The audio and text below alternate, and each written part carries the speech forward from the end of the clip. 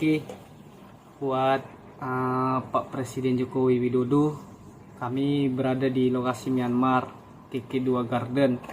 Sekarang ini kami sudah menunggu dari tahun kemarin, dari bulan 1 kami sudah diurus dari orang tua kami. Dari bulan 1 sampai bulan sekarang, sudah 5 bulan ini kami tidak ada dijemput-jemput dari 3 lembaga yang mengurusnya, tidak ada evakuasi sama sekali pun. Kami rombongan 12 orang yang berada di KK Garden 2 Myanmar ini. Kami bekerja di scammer platform Indonesia, dan sebagian teman-teman kami juga ada di platform lain. Buat Bapak Presiden, saya meminta tolong buat saya dan teman-teman saya agar kami cepat dievakuasi. Dan sampai sekarang ini dari pihak Komnas HAM, Ibu Anis Hidayah, dan LPSK dan pihak KSP tidak ada sama sekali pun berkoordinasi dan tidak ada jawaban untuk evakuasi kami. Saya harap buat Bapak Presiden Joko Widodo dan teman-teman kami di sini, kami meminta bantuan agar kami segera dipulangkan di lokasi KK Garden 2 Myanmar ini. Sampai sekarang ini kami belum ada dievakuasi, Pak.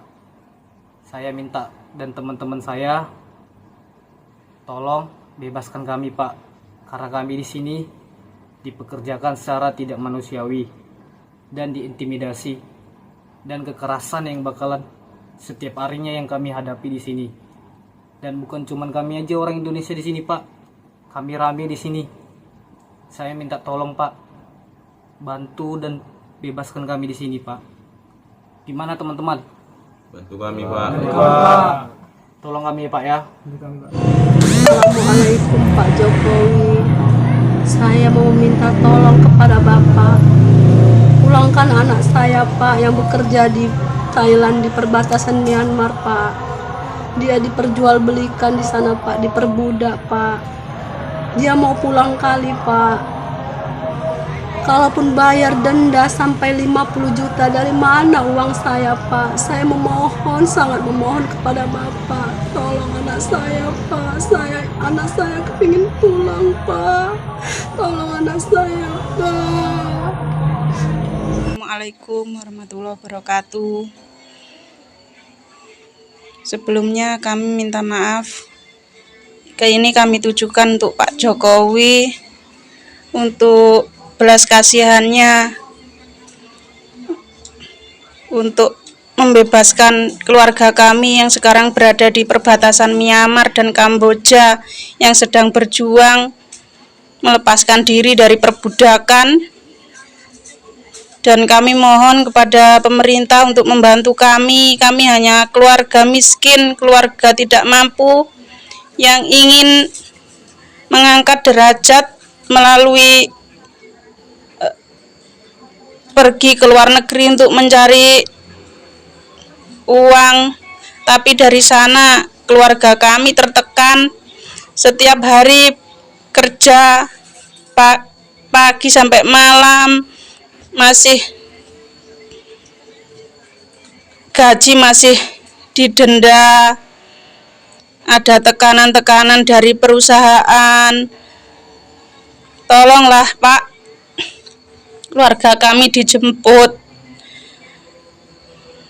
Mereka sudah tidak tahan dengan pekerjaan-pekerjaan mereka, dengan aturan-aturan perusahaan. Kami mohon bantuannya untuk segera menjemput keluarga kami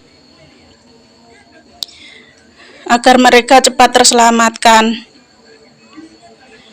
Untuk menyelamatkan mereka harus mengeluarkan uang sebesar 50 juta. Kami uang dari mana, Pak? Kami hanya keluarga miskin yang ingin mencari sesuap nasi dengan pergi ke luar negeri, tapi nyatanya di sana keluarga kami. Seperti itu.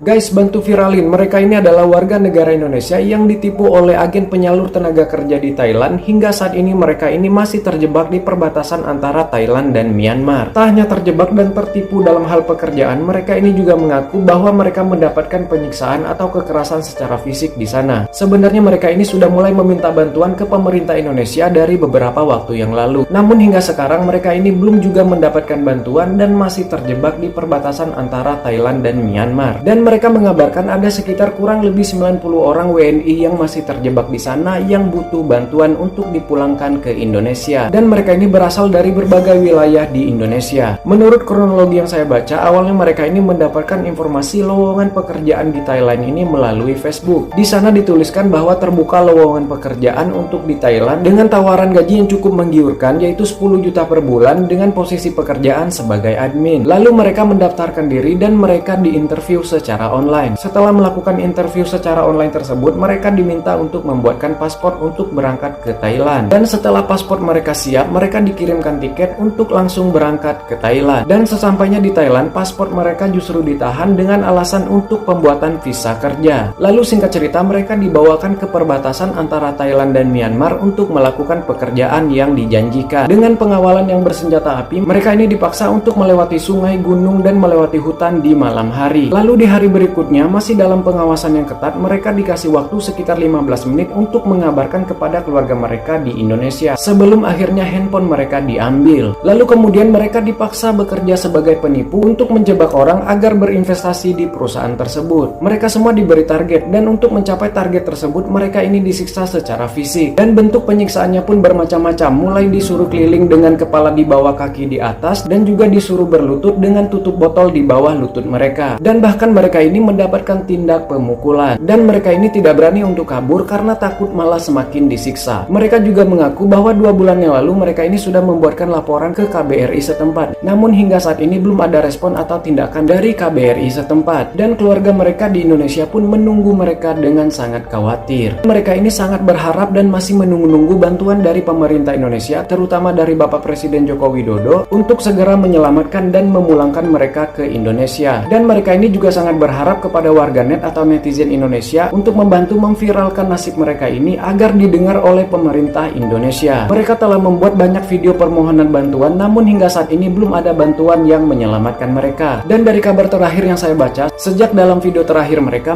mengatakan bahwa video permintaan tolong mereka ini telah diketahui oleh pihak yang memperkerjakan mereka di sana. Lalu mereka ini tidak lagi dapat dihubungi dan hilang kontak hingga saat ini. Ayo kita bantu mereka dengan memviralkan video-video mereka, dengan memviralkan berita ini agar mereka ini segera mendapatkan pertolongan dari pemerintah ya. Kasihan mereka, kasihan juga sama keluarga mereka yang menanti dengan cemas di Indonesia ya. Kita doain juga semoga mereka baik-baik aja di sana dan segera bisa pulang ke Indonesia ya. Dan semoga kasus seperti ini juga bisa menjadi pembelajaran untuk kita semua agar kita lebih hati-hati ke depannya untuk tidak gampang percaya dengan tawaran pekerjaan dan gaji yang menggiurkan dari internet ya. Apalagi soal lowongan pekerjaan ke luar negeri ya, harus benar-benar kita pastikan dulu soal legalitasnya, ini legal atau ilegalkah, tanpa bermaksud untuk menyalahkan mereka karena mereka juga sudah jadi korban gitu ya. Tapi sebaiknya lain kali kita lebih logis lagi. Kalau benar-benar mereka ini mencari tenaga kerja hanya untuk sekedar admin, bukan tenaga profesional atau tenaga spesialis, bukankah seharusnya mereka bisa cari di negara mereka sendiri, di mana negara mereka juga kan negara berkembang yang dimana masih banyak tenaga kerja yang membutuhkan pekerjaan ya. Kenapa mereka harus mencari tenaga kerjanya sampai ke luar negeri, sampai mereka ini harus mengirimkan tiket segala ya. Oke guys, begitu informasinya. Gimana menurut kalian soal kasus-kasus seperti ini? Oh ya, bantu viralin ya guys.